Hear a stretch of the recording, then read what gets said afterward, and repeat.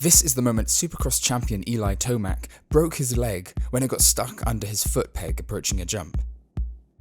Not only did he carry on with the race, he finished in 7th place in the heat, advancing into the next round. How did he do it? Focus, drive, and a healthy dose of adrenaline. When you push your body to its limit, the adrenal glands here release adrenaline, also known as epinephrine, through your bloodstream. This is your fight or flight response. While your heightened heart rate delivers more oxygen, your body releases stored energy as glucose and fatty acids to fuel your muscles. Think of this supply as an emergency cache stemming from early human survival. Extreme sports, where your brain senses real danger, only increase the adrenaline response. Endorphins dull your pain receptors so that you can focus on survival, or in this case, racing to the finish line. Athletes thrive off of adrenaline. They crave it. It allows the best riders to tap into the zone, when the roaring crowds, bright lights, and risk of danger all fall away to tunnel vision. You're focused, alert, and able to endure anything.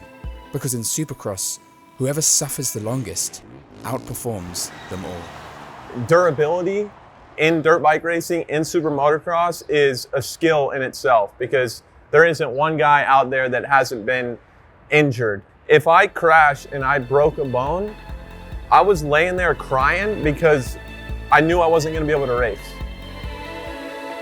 This is Your Body on Sport.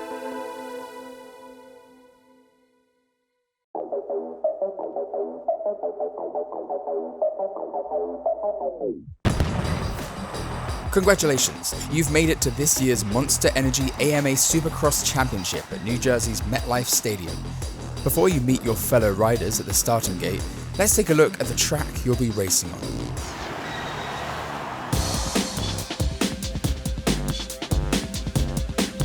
We've got a somewhat short start into a long, sweeping corner, perfect for sorting out the opening order. Next, past the chalk line, a small rhythm section into a Burm Turn, but in lap 2 you'll have to face 2 sets of whoops in a row. Not easy on your body. After that, a full stadium-length rhythm section. Here's where you'll have to time your landings well to avoid big impacts on your body. A 90-degree turn into a triple, then a full 180 into a nice rhythm series. Singles to tables to table to single. This is where things get technical. Then we cap it off with a dramatic finish line double. Now let's get back to the starting gate.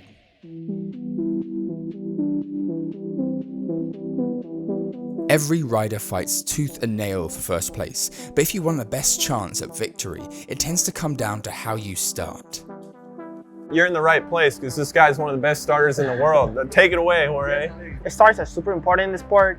It gives you a big percentage on possibilities on winning a race. Starts are about throttle control, clutch control, body position. We go in this position, right? The foot down and to the front. I like to use 2 fingers on the clutch, always a finger on the front brake, throttle. Yeah, I usually go on my pegs like this too, very on my toes so I can, work with my legs. You gotta grip the bike a lot too, and pretty much this is the riding position, like right there. You're riding like this. On the braking, you kind of like move your body a little bit backwards to put pressure on the rear wheel so it doesn't kick you to the front, and then you just like transit into that, right? That you go in the braking and then you into the corner.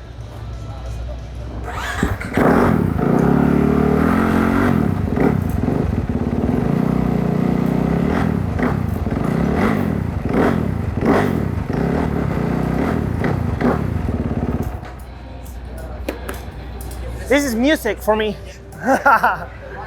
So many things that need to be right to make a good start, but Adam, I guess you're not a bad starter either. Yeah, I wasn't too bad back in my day, but the start, so we have 22 racers on the gate for our main event at the end of the night. We all start on a metal grate. We all stage in front of the gate, and based on qualifying, you get to pick your gate position, which is very, very important depending on kind of where the first turn is and what kind of angle you want into the corner. So it's important to have good gate pick.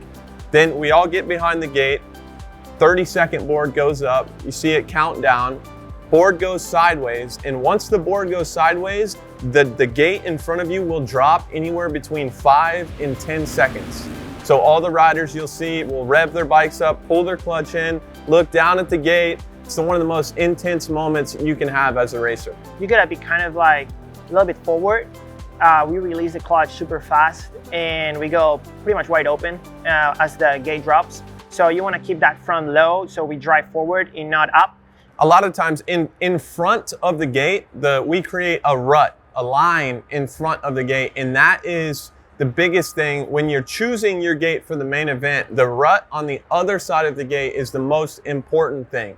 A lot of times there will be like a big hole from the riders going over it over and over again. So the better qualifying position you have, the better gate pick you have, basically the better chance you have of picking a good gate and getting what we call the hole shot, which is the first guy through the first turn.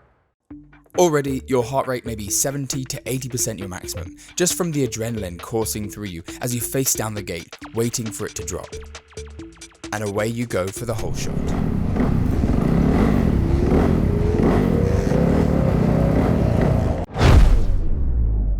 Surging past the gate, your quadriceps push off the foot pegs and launch your body forward to keep that front wheel down. The lighter you are, the easier it'll be to carry you forward, but you'll still need the muscles to control your ride. Being a little bit smaller, you kind of have a lower center of gravity on the bike. So I had to adjust. I was a super little kid. Even when I turned professional when I was 16, I was a super little guy.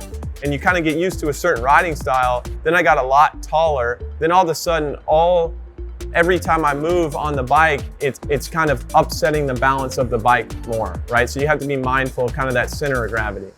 Getting an early lead lets you pick the best line into your first jump. That's why riders train extensively for the gate start. If you find yourself trailing, you risk making contact with other riders in a collision that could end your race right there. I like this length to start. I don't really like long starts. They just get scary. You start grabbing gears and then everybody has to slow down like very abruptly. This is about the perfect length in my opinion. This should be regulation, if you will. We got this speed demon, Justin Hill, to take us around the track for a closer look. If you like whoops, you're gonna be happy. We have an obstacle in Supercross specifically called the whoop section, which is basically littler mounds of dirt in a row, and you're skimming over the tops of them. They're one of the hardest things to learn as a dirt bike racer, period. Maybe the hardest obstacle. And the taller guys, they have a bit of an advantage. Longer legs will give you an easier time absorbing the whoops and controlling your bike, minimizing these bumps' effects on your performance. Like AMA Hall of Famer Mike Bell at 6'4", he got the nickname Too Tall, and he tore through whoops with ease. Even so, his knees weren't immune to stress, and he retired at just 26. I'm 6'1", I'm on the taller side for dirt bike racers. Most of the guys, like Ricky Carmichael, the greatest to ever do it, James Stewart, a lot of these guys 5'6", 5'7", 5'8", that's kind of standard, almost like a jockey in a sense.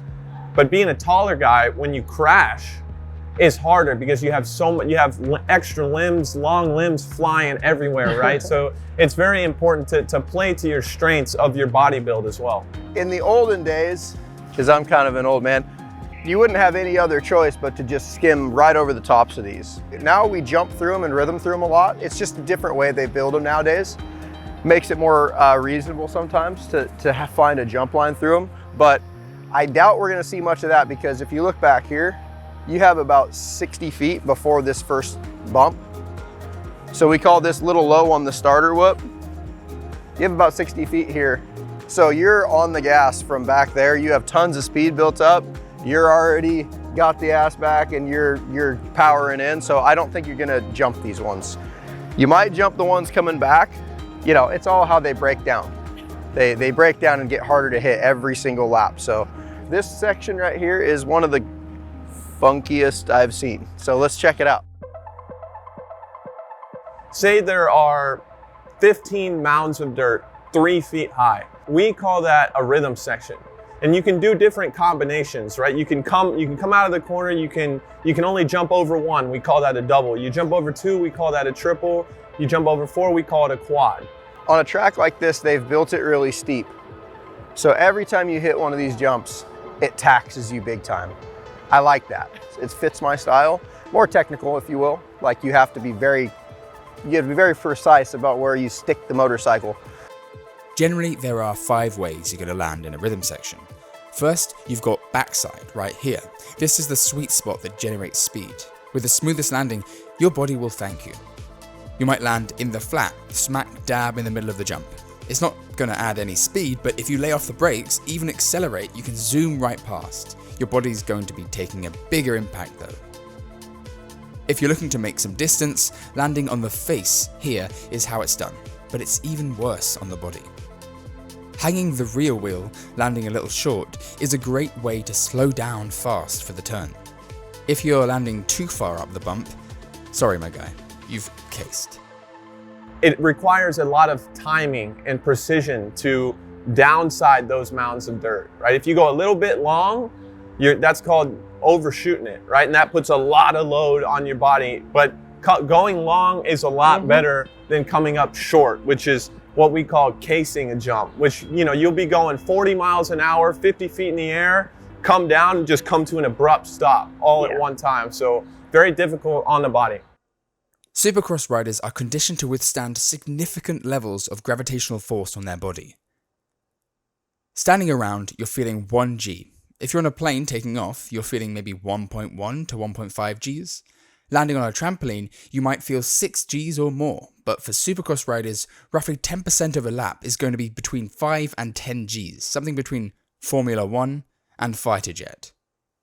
At that rate, your organs will be shifting around inside you, you'll feel your gut churning. Withstanding a force like that for too long can cut blood flow to your head and potentially kill you. But in this sport, that force is always changing. While your bike suspension is taking in 5 times the G-force you are, your arms and legs are absorbing your share. So it's important to stay on the balls of your feet on the foot pegs. Let your ankles rotate and keep your knees bent, alternating between sitting and standing. We're standing up a lot of the time. We're standing up off the seat. Say you're coming out of a curve and you're going up the face of a jump, kind of right out of a turn. You're kind of expected to hit the turn. We hit the turn most of the time sitting down. And then as you're coming out, you're standing up, and it's almost like all the gravity, all the G-forces is pulling you back. So in a way, every time you're going from a turn to a jump, you're doing a 400-pound squat. A lot of riders like Aaron Plessinger prefer to stay standing throughout the race. But on big triples, it can help to start sitting, what they call a seat bounce. It's simple physics. You sit on the approach, hit the gas, and as the bike flies, you stand straight up, carrying you further into the air. Don't stand forward, or you'll end over, flying past the handlebars. You don't ever want to go short on a triple, it's just there's nothing in it for you. In Supercross, it's not just about making the triple, it's about adjusting the triple to your benefit. That's why riders scrub, leaning their bike to one side just before taking off. Just like in a hurdle race, the lower you are without hitting the hurdle, the faster you'll be. That's the Bubba scrub, a James Stewart original. If you know you're going to land too fast, you can scrub off speed to slow down by turning inward like this and cutting off traction to the wheels. I like to see how high the pads in between the jumps, the transitions. If they're really down there, it's going to take you more time to get through there and back out. So I like to look for which one's high. Like this is a good transition we're standing in right here. This one's terrible. The higher that you can stay in the rhythms, the better. So sometimes that dictates the combinations that you choose.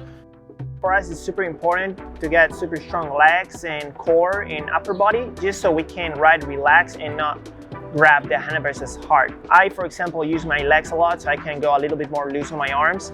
And of course, you need strong arms, but we try to, don't use that part of the body as much, because then you get arm pump. That's what's dangerous about riding with arm pump is you lose that feel. Technique allows you to keep your arms a little bit looser. We've covered arm pump before in our episode on rock climbing, check it out. But here in Supercross, instead of gripping tight with their hands, riders cling to the bike with their knees, even while standing. Very important too, for your knees to be squeezing the motorcycle. We use our lower body to kind of stabilize the bike. Banked for momentum, a Burm turn is where you might make your move to pass the rider in front of you, angling to take advantage of that slowdown. For extra traction, you'll crouch your back to lower your center of gravity and bring your inside leg out to guide you around the corner. But this is where a lot of injuries can happen, whether from collisions or losing that traction. Feet are never stationary, moving all around the pegs. The arch of your foot is pure strength, so it's your main source of balance. If you're going left, your left foot will likely be off the bike, but your right foot will be pushing down on that peg to keep your control, called weighting the foot peg. You never want both feet off the pegs at the same time. So say I'm going through a turn with my foot out, and say my front end kind of pushes away from me. What's the first thing hitting the ground? The knee, right? So a lot of guys hyperextend their knee, tear their ACLs, and then the same thing with shoulders, just because it requires so much strength. There's been times I fell off the bike's kind of just, I've had one hand on the bike going away from me and it just pulls my shoulder out of the socket. By lap 2, you're going to start having plenty of ruts to play with. These grooves in the dirt are only as wide as your tyre, but when you can fit your wheel in, it'll ensure you have traction around those turns, just like a slot car track. That's what honestly is the most difficult thing I think about Supercross. 15, 16, 17 minutes into one of these main events, the track has just disintegrated to the point where it does whatever it wants to you, you know? And you have to be really strong to deal with that in that moment. So, especially now, the bikes are all so fast. The 450s have so much torque that it just destroys this track. This is gonna be tough, either way you slice it. However, they built the first tabletop a little taller. So regardless of whatever happens, if you have no knuckle, you're gonna go down eventually. It's a good track. I like this track. The boys are struggling to make it up that one, but we'll do better on bikes. These motorcycles are highly modified compared to what you might see at your local dealership. These 450cc engines can exceed 63 horsepower and weigh as much as 220 pounds. By power to weight standards, that's better than the best NASCAR vehicles. It almost looks like the bike is doing all the work for them because they're so in tune, and I think the way that you ride a bike matters. Most of us have been doing it pretty much every day since we were 3 or 4 years old, so you kind of develop an intuition, a feel for how exactly you want the bike to work, whether that be a different tread on your front tire or stiffer suspension, softer suspension, different. You can move the handlebars around. A shorter rider may run, the seat may be cut down so he has a little more space between kind of his rear end and the seat, right? So there's a lot of different things you can do to set it up, I guess, specifically for your body. Especially in the 450 class, the bike weighs a significant amount, so you're always trying to balance between strength and cardio. Your average heart rate will be around 180 BPM throughout the race, but it can reach up to 92% of your maximum heart rate. If you're getting to your maximum heart rate early on, you won't have the fitness to keep going much longer. And the stronger your grip on the handlebars, the higher your heart rate will get. Gripping with 20% of your strength will add another 20 to 25 beats per minute. 60%, you're seeing a 35 to 45 BPM increase. Your heart rate's going to spike when you overjump something in the rhythm section, or when you have a close call with another rider. Riders can burn more than 800 calories an hour on these tracks. In METs, the metabolic equivalent of task, this equates to around 11 METs, above soccer, swimming and running in intensity. But it's not just about physical fitness. A strong mind plays a vital role in your performance. So much of this, just like any sport, is mental. It's very easy to lose focus, to allow outside thoughts to come into your head, especially when you're in a stadium full of people, everything's on the line, you got a lot of pressure on you, right? Because you're expected to perform. There's so much more to winning a dirt bike race than just going out there and going as fast as you can. To prepare for this race, your eyes are trained to respond to high-speed events like second nature. Like chess, as a beginner, you'll see one move at a time, but experts detect patterns, not just the next thing ahead of you, but the next 3 or 4 obstacles down the track, ready to react. React too slow, and the consequences tend to be brutal. I'm not a big fan of talking about injuries, but it's part of the game. It's an extreme sport, right? Broken legs. So we are risking our lives every time we go on the bike. Femurs. Supercross, there's no room for error over there, so. Compression fractures in your back. Yeah, like Adam said, all kind of injuries. I mean, every time you fall, from your bike, anything can happen. Yeah, I'm just in the broadcast booth now. This guy's on the track, so I'll handle the injuries. Based on a 12-year study, there may be a staggering 150 injuries for every 1,000 hours of riding. Here's how the study broke these injuries down. Most injuries were bruises, with 28% being in the upper extremities, 27% in the lower, 21% in the trunk, and 16% on the face. With fractures, half of them in the upper extremities, 38% in the lower, and the rest on the spine, chest, and head. This is why riders have effective upper body protection to keep your vital organs safe from impact. Your chest protection is made from lighter, breathable foam that molds to your body shape, while multiple independent panels allow your body to have ease of motion. Many riders get injured outside of races simply because they can't seem to stay off their bikes, pushing themselves too far to achieve greatness. This is one of the reasons why most riders retire from the sport by their early 30s. The oldest athlete to compete in a Supercross main event is Chad Reed, who retired from the sport in 2020 at 38 years old. 2024 was my last year, and it was because of basically a nerve injury in my hand caused by, doing this every single day since I was 3 years old, right? So sometimes you can come off the track, and if you're holding on too tight, which a lot of times happens when you're kind of uncomfortable on the bike, not really finding your flow. And there's been times where I've had to come off the track and literally pry my fingers off the handlebar. So recently I had a shoulder dislocation for the second time on the same shoulder. So I needed a surgery. It takes some time to rehab, and the rehab is never comfortable, right? You gotta get that mobility back, which hurts, and get the strength back. A lot of work every single day just to get back on the bike. Even roosts, the dirt that comes off the ground from the rider's rear tire, can leave a nasty injury. The faster the bike's going, the faster the roost will hit you, leaving bruises and cuts on the skin if you're not well protected. The level of toughness that we have that's just required would blow people away. I've seen guys come back from a full ACL reconstruction in 3 months. Because the sport is growing at such a fast rate, the level at the top of the sport, what you're expected to do to be the winner is at an all-time high. Like I don't know about you, Jorge, but when I was a kid, I remember anytime I'd break a bone, which is standard, collarbone, arm, leg, knees, shoulders, everything. We pretty much all done it all, right? Yeah. And I remember as a kid, 8, 9 years old, if I crashed and I broke a bone, I was laying there crying because I knew I wasn't gonna be able to race. Yeah, and we love to race. So every time you have a little setback, you're pissed.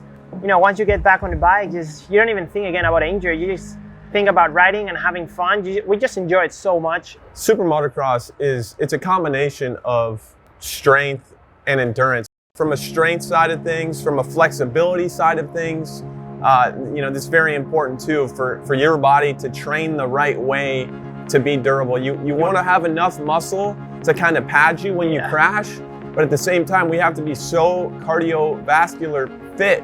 You can't afford to get too bulky either, so you're always trying to ride that line. Yep, exactly. Ernest Hemingway said there are only 3 sports: bullfighting, mountaineering, and motor racing. All the rest are merely games. To be a Supercross rider, your body has to be able to face the danger that comes along with the thrill. The 50 to 60 horses launching you through the air and dropping you inches away from your fellow riders, even a millisecond off, and you're done. For the season, before you heal up and get right back on that bike, finger on the clutch, revving, and ready for another chance at glory.